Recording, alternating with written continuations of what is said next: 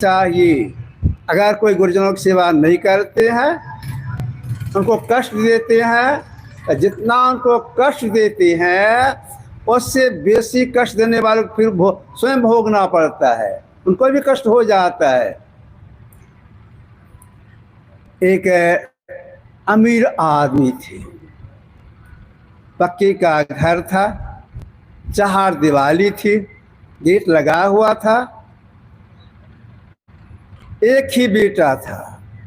और जो अमीर आदमी थे, घर के मालिक थे, ये बूढ़े हो गए थे, लंबा चौड़ा व्यापार था।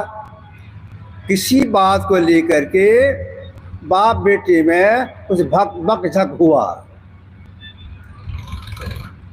यह काम ऐसे करना, यह काम ऐसे करना। पिताजी मना कि नहीं, यह काम ऐसे करो, यह काम ऐसे करो। इसमें बकझक हो गया दोनों में। अब बकझक जो हुआ तो बेटे ने क्या किया, अपने पिता की गर्दन पर हाथ दिए,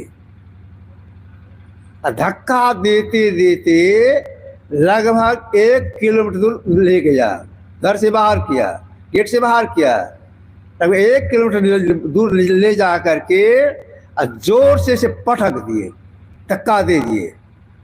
जो धक्का दी, जोर से धक्का दिए, बूढ़े आदमी थे, मुंह के बल गिर गए, माथे में चोट आई, माथा फट गया, दांत टूट गया, मुंह से खून निकलने लग गया।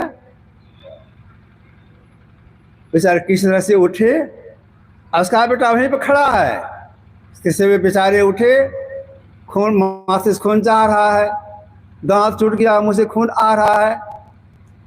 इतना होने पर भी हंसने लग गए। उसका बेटा बोलता है, माथे में खून निकल रहा है, माथे से खून निकल रहा है, दांत टूट गया, फिर हंसता है, क्यों हंसता है?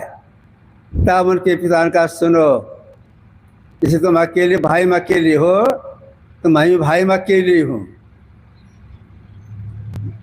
लंबा चौड़ा रोजगार पहले से हो रहा है। मेरे पिताजी बूढ़े हो गए थे, अब उनका शरीर नहीं रहा। मेरे पिताजी करीब करीब बूढ़े हो गए थे। जैसे आज बकझक हुआ हम दोनों में, आज थोड़ा सा बकझक हुआ था।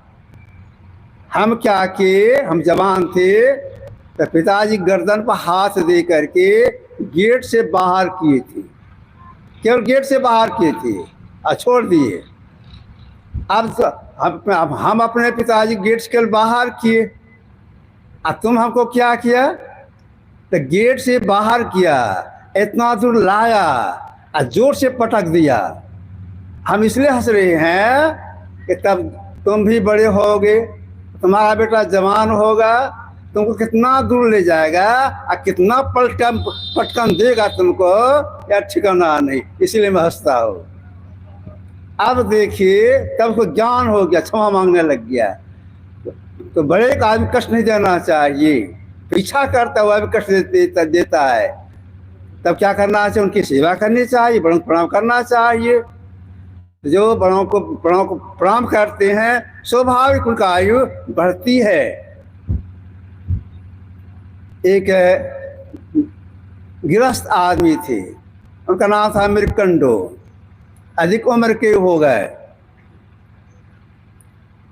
एक भी संतान नहीं। किसी तरह एक संतान हुआ, 4-5 साल का हुआ।